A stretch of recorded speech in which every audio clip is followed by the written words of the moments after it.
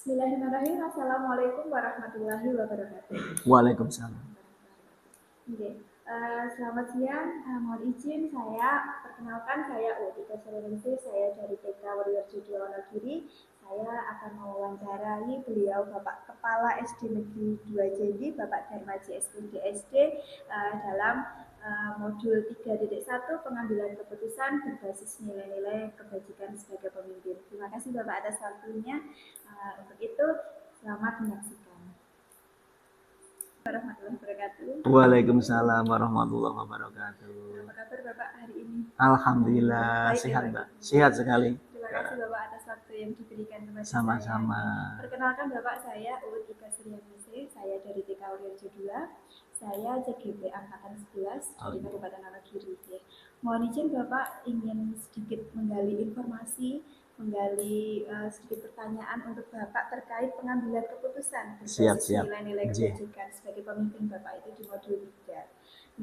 Di mana kita tahu dari pengalaman bekerja kita nih Pak, dari instansi pendidikan kita telah mengetahui bahwa dilema etika itu adalah tantangan berat. Dilema etika ya Pak, tantangan berat yang harus dihadapi dari waktu ke waktu. Jadi masalah itu ada terus Pak.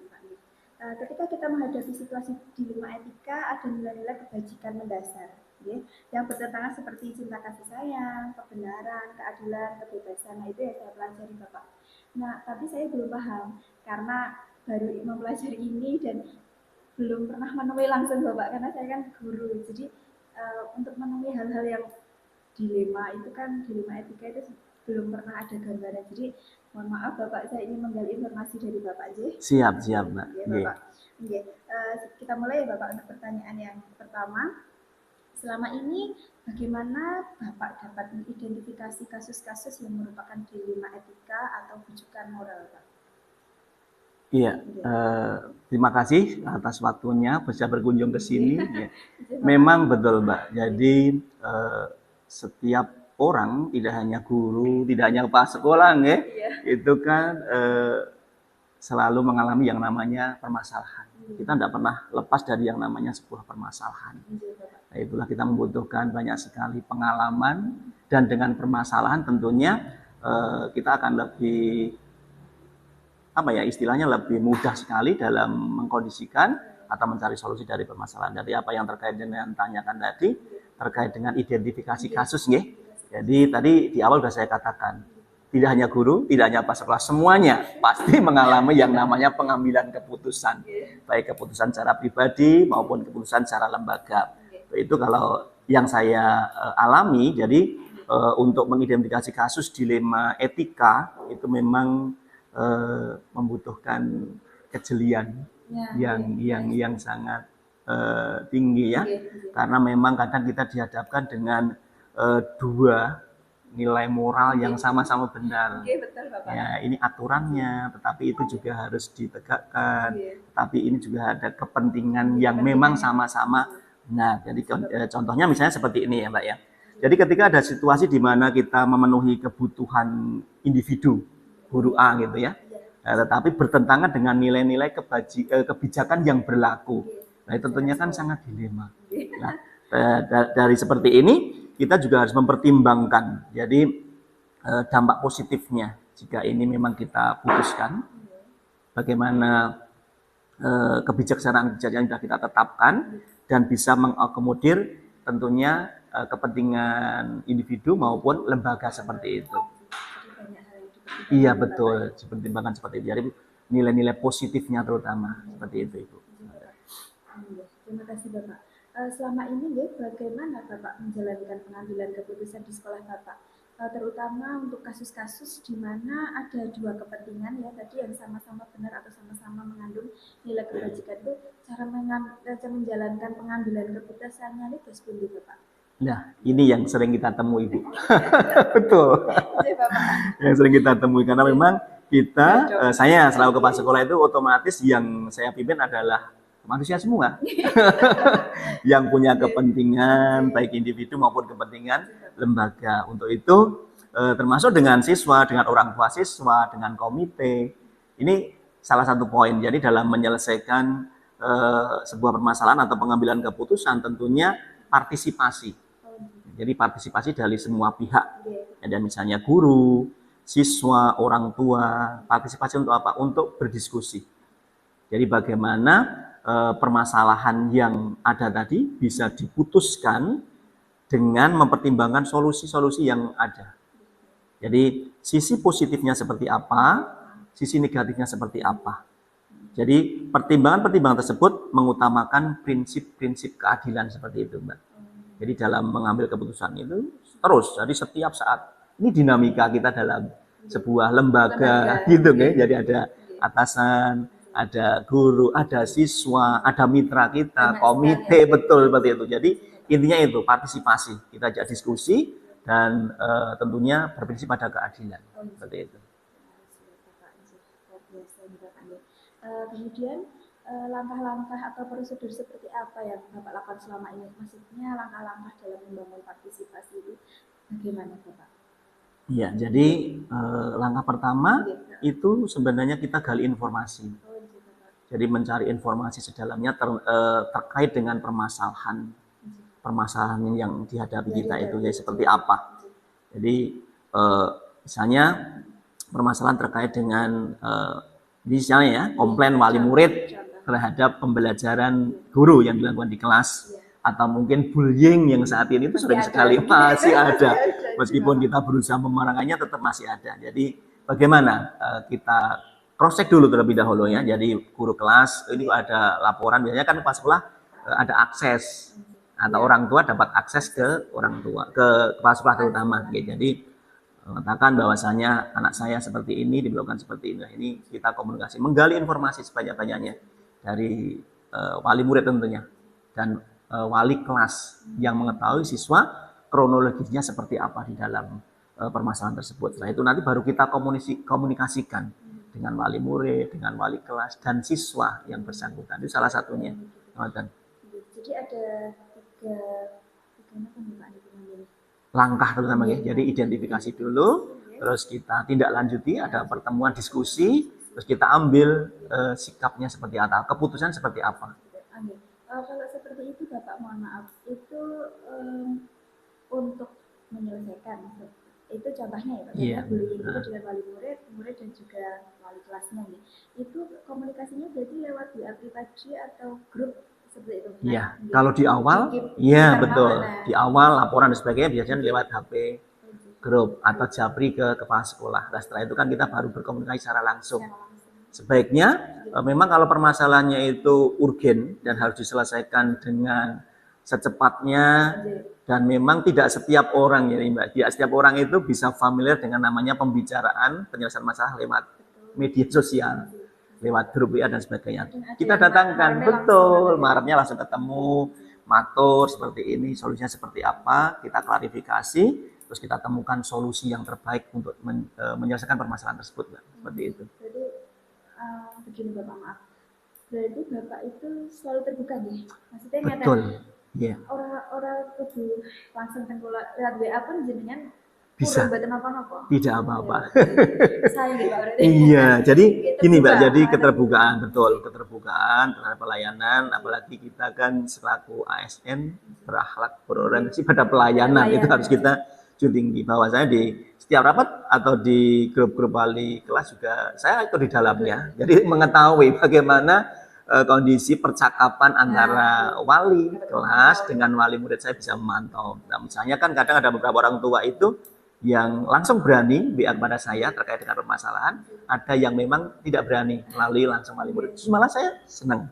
Jadi bisa ada keterbukaan jadi antara pihak sekolah, pimpinan sekolah, guru, wali kelas dan orang tua. Itu kan enak jadinya seperti itu. Kan ada Bapak Ibu kepala sekolah yang maaf, maksudnya tidak semua. Betul. Kok itu WA atau orang.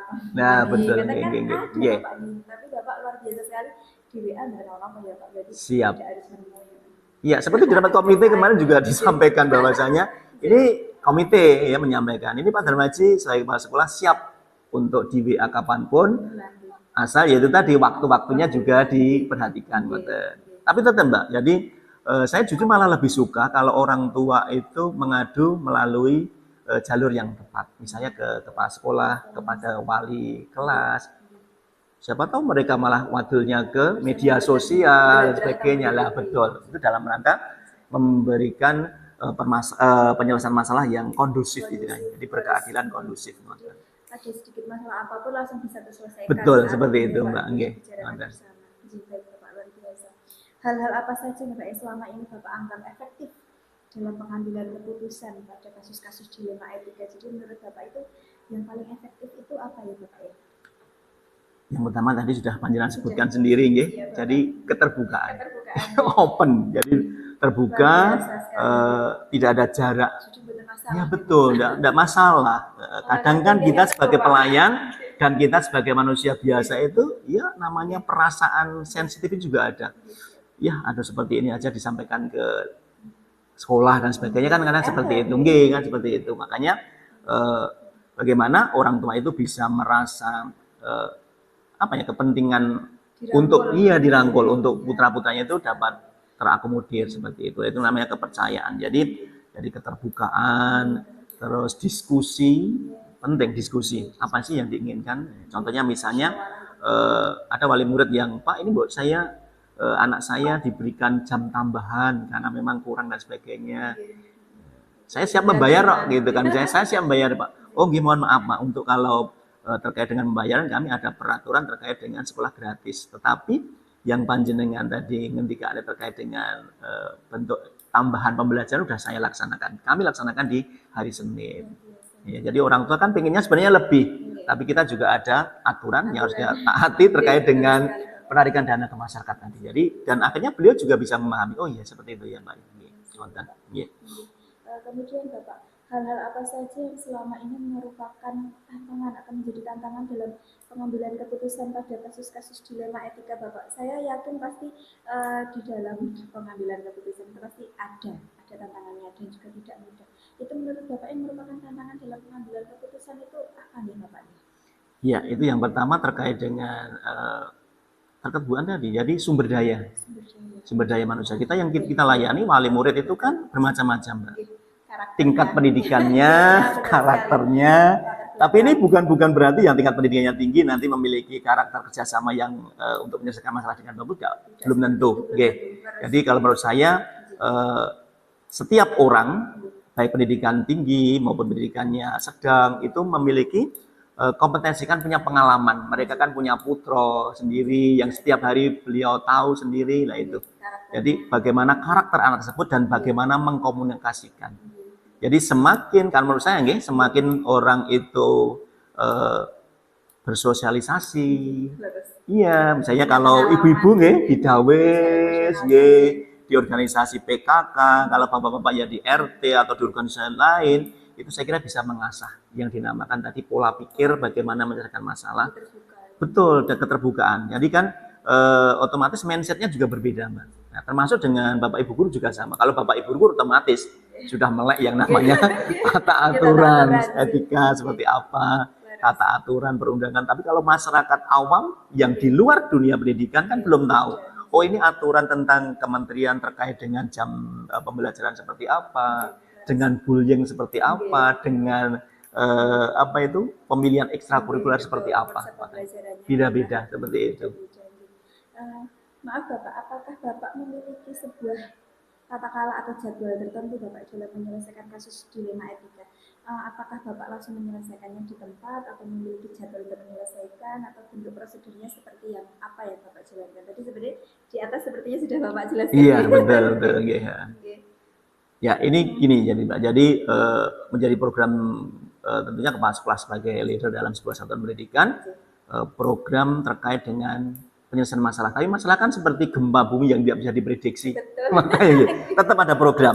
Jadi program bimbingan kasus itu tetap ada. Kita programkan setiap saat gitu, tetapi dalam penyelesaiannya itu tentunya melihat urgensinya.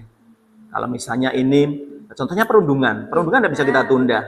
Nggak bisa ditunda. Jadi ada laporan dari wali murid terkait dengan perundungan, harus segera kita identifikasi seperti yang saya katakan, identifikasi, kita diskusi klarifikasi dulu, kita diskusikan cari solusi bersama. Tidak bisa karena memang ini benar-benar masalah urgen dan di media sosial kan sering diungkapkan. Jadi orang tua juga tahu betapa bahayanya terkait dengan bullying seperti itu. Jadi seperti itu. Adakah seseorang atau faktor-faktor yang selama ini mempermudah atau membantu Bapak dalam pengambilan keputusan kasus-kasus dilema etika itu? Dalam pengambilan kasus dilema etika itu, apakah Bapak mempunyai rekan sejawat atau faktor-faktor apa yang mempermudah Bapak dalam membantu pengambilan keputusan Bapak? Ya, gini, jadi ini salah satu mungkin poin yang penting untuk kita kalau dalam sebuah lembaga nih. Jadi kolaboratif. Kolaboratif. Jadi kepala sekolah, guru terutama nggih. Kalau di SD kan mungkin hanya 8 personil. Itu dengan karakter yang berbeda-beda, tentunya kan kita satukan, kita kolaborasikan bagaimana kalau ada sebuah permasalahan. Tentunya dengan kesepakatan yang sudah kita gulirkan bersama, baik dengan pihak sekolah maupun dengan komite. Jadi penting itu, jadi kolaborasi. Terus tidak kalah penting bagaimana kita memang mempelajari. Jadi dengan adanya masalah, terus kita mencari literasi. Biasanya kan itu ada, contohnya misalnya di PMM atau di media-media pembelajaran yang lain, itu kan ada topik-topik pembicaraan terkait dengan masalah-masalah dan penyelesaiannya. Itu penting sekali. Jadi bagaimana kita mengasah kompetensi, keterampilan kita dengan pengetahuan bagaimana kalau menyelesaikan ini. Seperti itu kan. Istilahnya seperti studi kasus gitu. Itu kan bisa kita pelajari, tetapi memang praktiknya pengalaman yang akan mengasah kita. Kalau memang benar mengalami permasalahan tersebut dan memang ada dilema etika gitu, memang oh ya seperti itu ternyata. Benar-benar harus ada pengalaman secara langsung seperti itu. Jadi tadi faktor-faktor yang dapat mempermudah Bapak dalam pengambilan keputusan adalah kolaborasi. Ya, betul, kolaborasi. Begini, dalam kita berkolaborasi dan di SD itu kan gurunya 8 lebih banyak. Dan tadi Bapak juga sudah mengatur kalau dalam satu lembaga, satu sekolah dasar itu karakternya guru berbeda-beda. Lah, apakah ada Pak? Maksudnya seperti nek kula kan betul kan rapat guru. Betul. Cuma ada khusus rapat guru itu waktunya bagaimana? Khususnya. Jadi kita programkan. Jadi namanya rapat sekolah atau rapat kerja sekolah itu kalau di sekolah saya di SD Negeri 2 Jendi itu setiap hari Senin setelah upacara bendera. Saya beri waktu. Jadi satu menyampaikan informasi dinas, di dalamnya nanti ada pembinaan PTK, ini penting. Lah ini di dalamnya pembinaan PTK dengan berbagai macam karakter PTK, Bapak Ibu guru itu kan nanti kita satukan. Apa sih sebenarnya harus kita ubah di dalam kita bekerja, kita bersosialisasi dan harus berkolaborasi dengan teman-teman yang tentunya berbeda. Tapi kan sebenarnya kita punya visi yang sama, punya visi misi yang sama nih. Kita datang ke sini sebagai pendidik, mempunyai visi dan misi di sebuah sekolahnya. Nah itu penyatunya seperti itu, betul seperti itu. Nah, tidak ada hari Senin, Mbak. Jadi kadang kita fleksibel, namanya kegiatan rapat sekolah itu juga tergantung dari kebutuhannya. Kalau memang ada sesuatu yang kita sampaikan dengan urgen, maksud dari permasalahan-permasalahan yang harus kita selesaikan, ya, tidak hanya di hari Senin. Misalnya kalau saya itu mengambil di hari Kamis siang. Ya, karena apa? Kalau di hari Senin, Selasa, Rabu di SD kami di sini itu ada kegiatan tambahan. Jadi nanti 12.30 setelah sholat duhur itu ada kegiatan tambahan, les ekstrakurikuler itu. Lah untuk Kamisnya itu kan ekstrakurikulernya pilihan. Jadi anak-anak nanti ada yang tari, ada yang pencak silat. Untuk itu nanti waktu yang guru tadi tidak masuk ke dalam kelas dalam kegiatan, kita ajak berdiskusi. Kadang ya di hari Sabtu, ini kan webinarnya udah selesai. Di hari Sabtu itu jam 10.00, ya. Kalau ada permasalahan atau koordinasi yang harus kita segera laksanakan, bisa mengambil di hari Sabtu. Tapi memang saya jadwalkan di hari Senin, Mbak, setelah upacara bendera seperti itu. Terima kasih Bapak, luar biasa sekali yang sudah Bapak sampaikan. Dari apa yang Bapak sampaikan tadi saya jadi paham ya, jadi pentingnya mengidentifikasi sebuah masalah dan pentingnya partisipasi dari semua pihak. Jadi partisipasi itu tidak hanya dari kepala sekolah, tidak mungkin berjalan sendiri. Betul, ada partisipasi dari wali kelasnya, guru-gurunya, wali murid dan juga peserta didiknya. Kemudian langkah-langkahnya tadi gali informasi tadi ya Bapak, jadi tidak asal. Betul. Jadi kita klarifikasi, informasi. Dapat info apapun tidak harus ditelan mentah-mentah, tapi kita cross check dulu. Betul. Dan terima kasih Bapak atas keterbukaannya. Jadi saya jadi belajar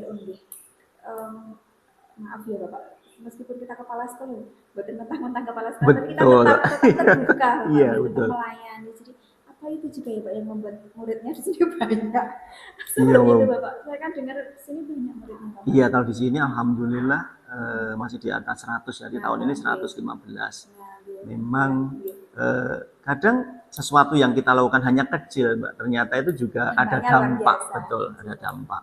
Tadi misalnya keterbukaan kolaborasi dengan masyarakat sekitar sini, TK kita libatkan dalam kegiatan Oh, seperti itu, jauh betul. ya. Iya, Jadi Bapak TK mana Bapak? TK SMA. jadi satu, Jadi satu. ya, kalau yang Jadi inten satu ya, itu singkatan sebelah sini. Baleni. Betul, Oh, itu. juga banyak. Berikut banyak sekali nggih ngoten. Tapi memang tidak hanya dari TK jadi satu, ada beberapa dari TK Cipta Mandiri sekitarnya situ. Jadi memang ya itu tadi kan keterbukaan, care, jadi program-program kita nggih melibatkan wali murid dan memang ini juga saya rintis terkait dengan kolaborasi dengan wali murid. Jadi paguyuban, kalau di sini kan belum ada paguyuban, ini sudah saya bentuk nanti insya Allah akan kita efektifkan karena sangat penting. Tidak hanya di grup WA, tapi akan pertemuan-pertemuan secara langsung itu tadi. Yeah. Terima kasih Bapak untuk informasi yang telah diberikan kepada saya, sangat bermanfaat sekali. Dan sebelum saya tutup nih Pak, saya ingin bercerita sedikit. Iya, Kenapa saya ingin dengan Bapak? Karena saya itu mendapat pengalaman dari suami saya bercerita kalau pernah bercerita kalau ini sedikit bercerita nggak apa-apa ya Pak ya. Dulu ada penjual mau masuk ke sini, lah penjualnya itu katanya puterannya Pak Bayan sama Pak Lurah. Nah, padahal sudah kesepakatan Bapak dengan wali murid kalau tidak ada berdagang di saat istirahat. Nah, dari situ kok Bapak masih tetap kekeh dengan peraturannya kan luar biasa. Tidak peduli maaf gitu, tapi Anda itu siapa, puterannya siapa. Betul. Tapi Bapak tetap memegang teguh dari apa ya, maksudnya kesepakatan bersama seperti itu kan tidak mudah ya Pak. Betul. Jadi, Bapak menjaga benar-benar komitmen dan kepercayaan wali murid itu tidak peduli dengan siapa. Itu tadi kan memang dilema juga Pak. Iya betul, dilema etika betul. Betul. Tidak lembek.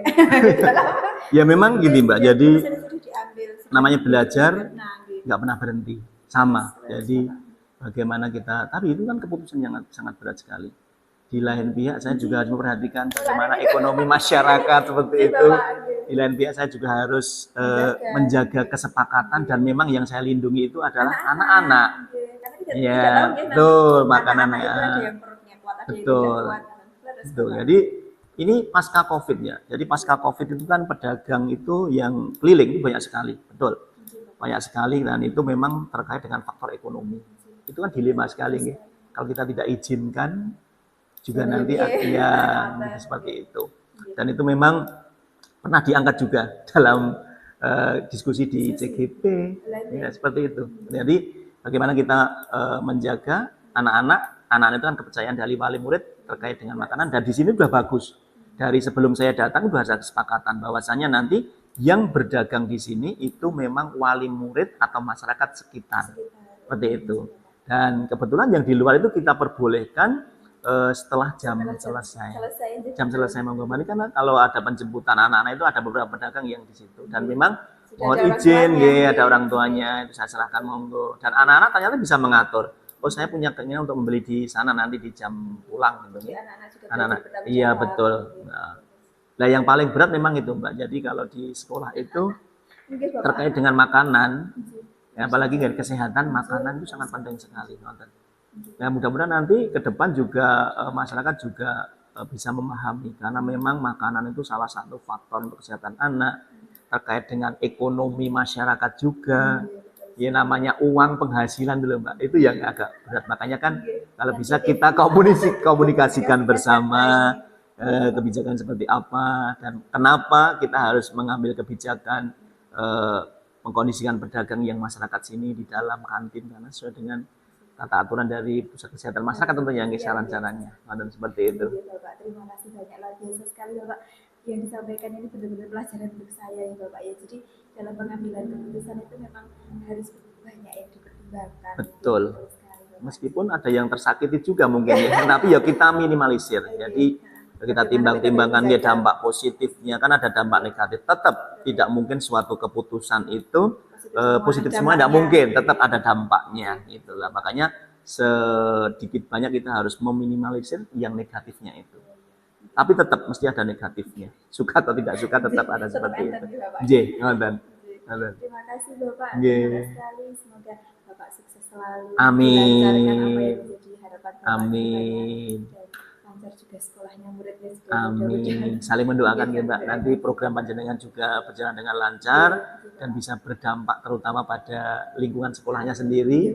Supaya nanti iya betul, sama betul Mbak. Jadi ya namanya program pemerintah dan memang tujuannya baik sekali. Bagaimana kita membuat mindset. Jadi sebenarnya kita kuncinya hanya di mindset saja. Kalau mindsetnya semua guru, apapun kurikulumnya, apapun kebijakan pemerintahnya, kalau kita punya mindset pelayanan, iya belajar pelayanan pada masyarakat dengan profesional, insya Allah ya hasilnya tidak akan mengecewakan seperti itu. Sukses selalu ya Mbak ya.